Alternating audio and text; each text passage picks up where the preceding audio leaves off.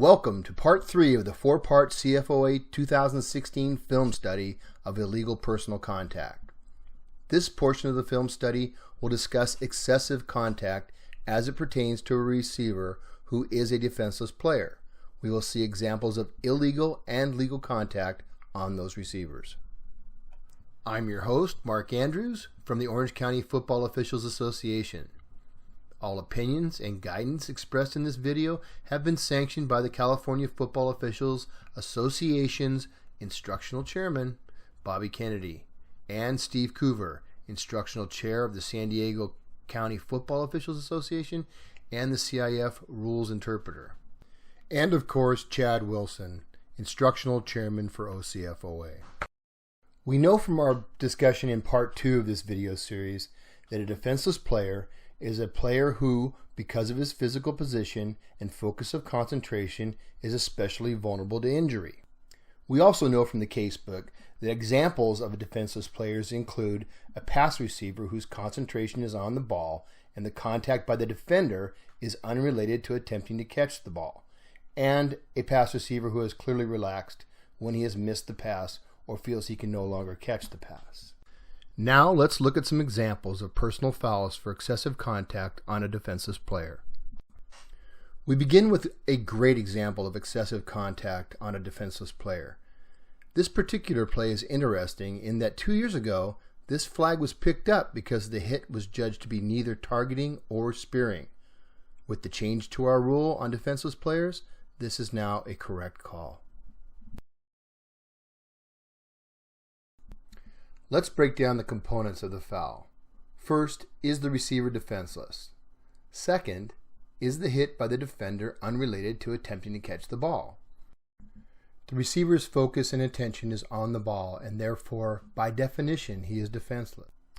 Clearly, the defender is not making an attempt to play the ball. He makes contact just below the shoulders of the receiver with his shoulder and attempts to punish the receiver. This is a personal foul for excessive contact. In this play, the receiver crossing the middle becomes defenseless as his focus is on the quarterback and then catching the ball. The defender, seeing the defenseless receiver, makes what used to be considered a legal hit on the receiver, separating the receiver from the ball. This play should now be judged to be a personal foul for excessive contact on a defenseless receiver, even though the contact is neither targeting or spearing.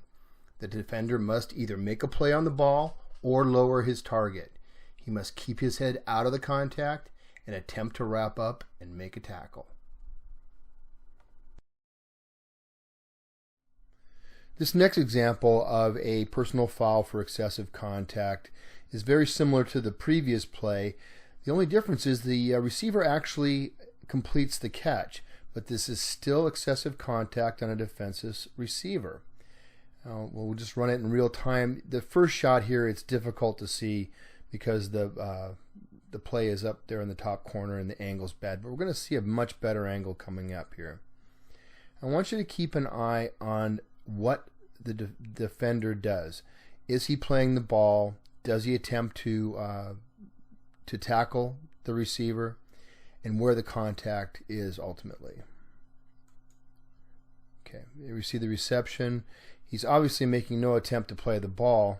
There's no wrap. You can see the upward thrust. Watch it one more time. Slow motion.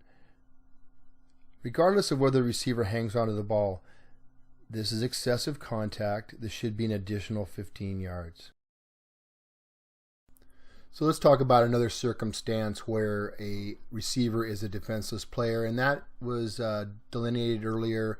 A pass receiver who has clearly relaxed when he has missed the pass or feels he can no longer catch the pass. We're going to have an example of that coming up. We've got the two players involved highlighted, A4 and B9. I'm going to run this in real time, and then we'll run it back slow. Break down the components of the defenseless player. So here we go. Keep an eye on the two players. Watch A4's attention. He's turned his head towards the ball. After it goes beyond him, B9 comes in and delivers a blow high. There's absolutely no reason for that. We've avoided using the term unnecessary for most of this kind of contact, but this is truly unnecessary.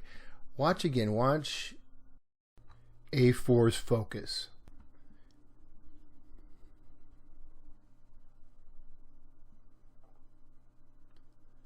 His concentration is on the ball. As it passes, he's still concentrating on the ball. He is therefore, by definition, defenseless. B9 is not playing the ball, and an argument could be made that he should recognize that this pass is incomplete. Instead, he delivers this hit high to a defenseless receiver.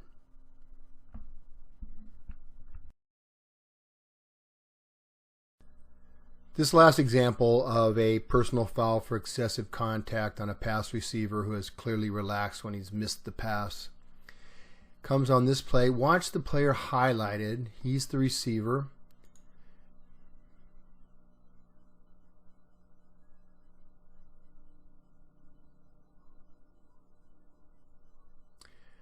Now our defender is a good 5 yards away. He sees the missed completion. He's got him lined up. Show it to you in real time. Go back. Go slow motion. Now, watch the contact. It's not high enough to be targeting, and it's not spearing. His head is to the side, but this is excessive and should be ruled a personal foul. So let's take a look now at some legal contact on a defenseless receiver. What are we looking for in legal contact? We want to see the defender lower their target below the shoulders. We want to see them get their head and helmet out of the tackle. It should be to the side. We want to see a wrap up, a tackle, or we want to see them going for the ball. In this first example, we're going to see the defender lower his target.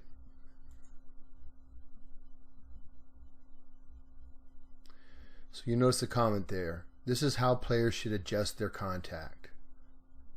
Run it in real time. Let's go back. And I'll run it in slow motion now. Now note the position of the receiver. He is concentrating on the ball. By definition, he's defenseless. Now watch the actions of the defender. He's going to strike him midsection with the shoulder, but there's no upward thrust. This is just a good, hard, clean hit. Finishes him off with the back. That's legal contact. This next play is a tricky one. This looks like it could be excessive contact at first look. And I'm just going to run this for you. Keep an eye on the two players highlighted. That's A13 and B9. I'm going to run it in real time. And that looks bad, right? I mean, there's helmet contact. But let's take a look at this in slow motion and observe the actions of both players, particularly the defender B9. So the first thing we need to determine is the receiver defenseless and therefore afforded extra protection against excessive contact. So let's keep an eye on the receiver. He extends. His focus is on the ball. He is by definition a defenseless player. Now let's watch the actions of the defender B9. He's going to lower his target. He's going to attempt to wrap. These are both elements that we are looking for in a legal tackle. There is incidental helmet contact, but this is a legal hit. This next example of legal contact on a defenseless receiver comes on an attempt to break up the pass. Now keep an eye on the defender number 12 and the receiver that he's guarding. I'm just going to run this in real time. You'll see that the contact by 12 is high and there is some helmet contact there. But let's go back and take a look. He is going for the ball. He is trying to deflect that pass, and when he doesn't succeed in deflecting the pass, he goes for the wrap. Yes, there's some helmet contact, but it's incidental. This is legal contact. Before we move away from this topic of legal and illegal contact, I'd like to address the notion that somehow the game is being diminished by making the game safer. Coach Pete Carroll of the Seattle Seahawks and former USC head coach has put out an instructional video on what he calls Seahawk tackling. I'll let him explain. Hi, this is Coach Pete Carroll of the Seattle Seahawks, and with the leadership of our defensive passing game coordinator, Rocky Seto, we've put together a film to present our style of tackling techniques.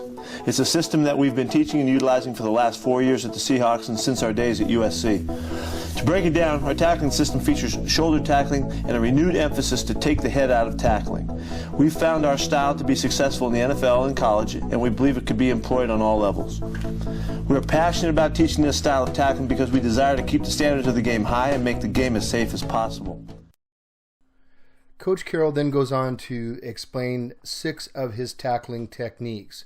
The one that pertains to our discussion of defenseless receivers is called the strike zone. The video is about 21 minutes long, and it is a great example of safe tackling techniques. Any coaches or players that are watching this right now should go over to YouTube, look up Seahawk tackling, and watch the video. It's well worth your time. I'll let Coach Carroll explain the strike zone, but notice his emphasis on things we have talked about: lowering your target, getting your head and the opponent's head out of the game. The strike zone applies to tackling defenseless opponents.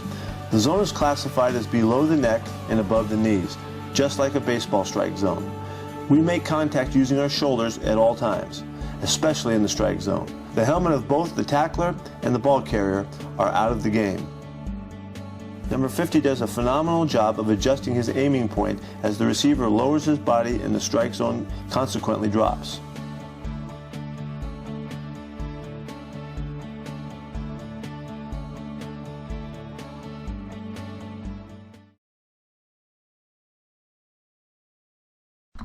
To sum up, remember, legal contact to a defenseless receiver involves a lowering of the target, getting the head and helmet out to the side of the opponent, a wrap-up, and playing the ball. Well, that's it for this third part of our 4-part series on illegal personal contact. In the next section, we'll discuss flagrant fouls. If you haven't done so already, please take a look at part 1 of this series, which deals with targeting and spearing, and part 2, which addresses excessive contact during a blindside block.